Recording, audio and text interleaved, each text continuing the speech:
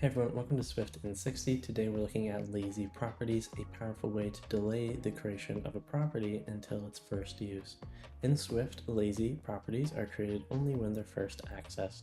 Here's how to define a lazy variable.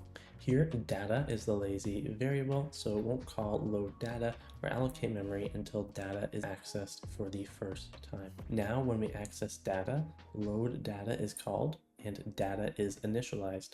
This lazy loading saves memory if data isn't needed right away. Lazy properties are perfect for expensive operations like loading data from the network or performing heavy calculations. They improve performance by delaying setup until absolutely necessary, saving resources. Quick recap, use lazy var to delay property creation until accessed. Ideal for properties that are costly to create but might not always be used. And that's it. Lazy properties keep Swift code efficient. Thanks for watching Swift in 60, and we'll see you next time.